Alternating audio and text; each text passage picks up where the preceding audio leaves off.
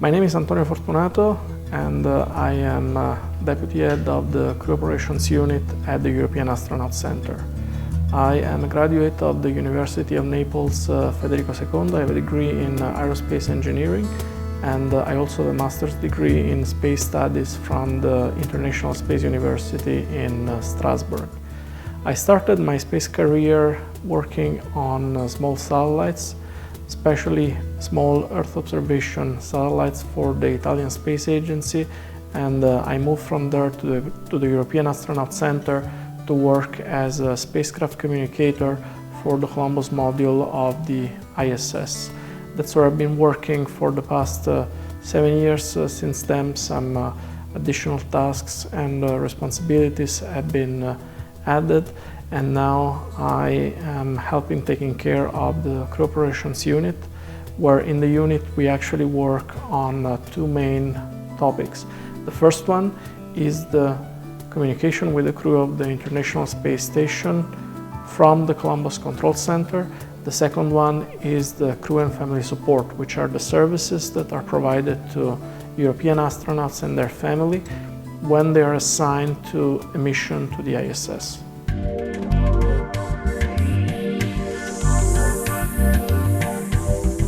We know that there is a lot out there that we know very close, if nothing about. And I really would like to see what is out there, to see how we can actually use it, how we can finally expand humankind to an interplanetary species. And this is probably the best motivator for everybody working in the human space flight.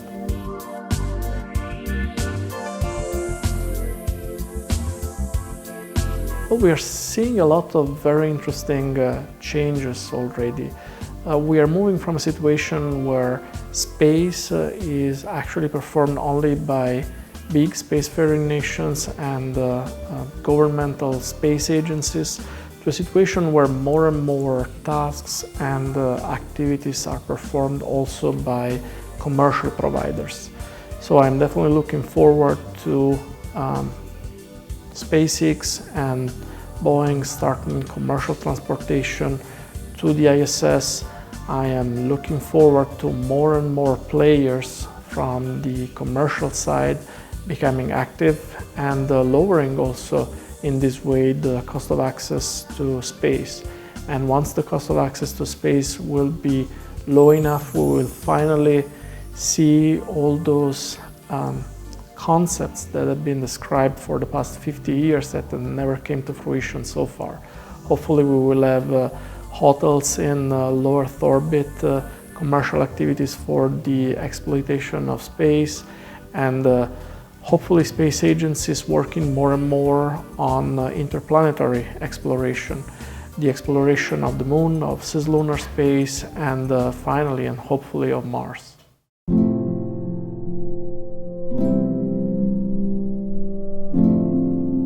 Well, there isn't really a either-or proposition when it comes to human spaceflight or robotics. Robotic probes have proven extremely effective in the exploration of other planets. We had incredible programs like Spirit and Opportunity. We had European probes landing on Titan with the Huygens capsule. We know a lot more about those planets because of those probes. But those probes are only complementary, they are not replacing human exploration of space. There is no way around. We have been driven to explore new continents when Earth was still young and we knew very little about the planet, and we will be still driven to go and see and visit with our own eyes the other planets that are in the solar system and beyond. Moreover, there are certain things, there are certain activities that cannot be really performed by robots, and the amount of flexibility that the human crew provides is something that no space probe, at least not with today's technology, can offer. Moreover, when we move further and further away into space and we start facing the communication delay links that we have, for instance, when we operate probes on Mars, we clearly understand that also the kind of support that we can provide from ground with the flight controllers is relatively limited.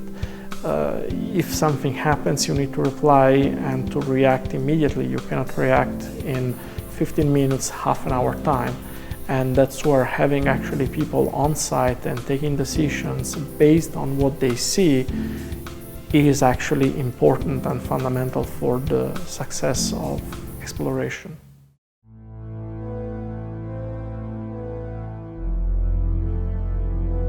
Well, I hope we will have all those together. The exploration of Mars, the exploration of the Moon is not something that I hope will happen just as a one-off basis.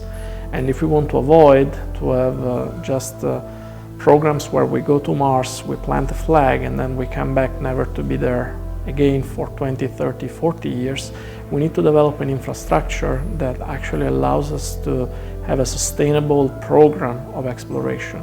And this infrastructure will entail space stations in low Earth orbit, the capacity to launch to low Earth orbit at a cost that is much less than what we have today.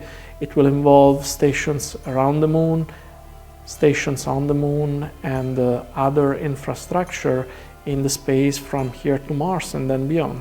So it's really all of it if we want to have really the full package of a meaningful exploration where we do things in space to stay in space and not just visiting a place and then come back to Earth and not go back there for many, many years.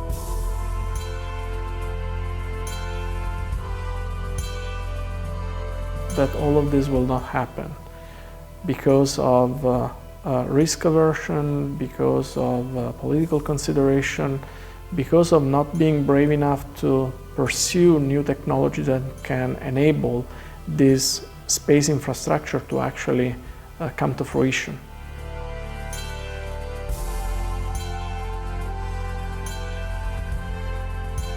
Absolutely.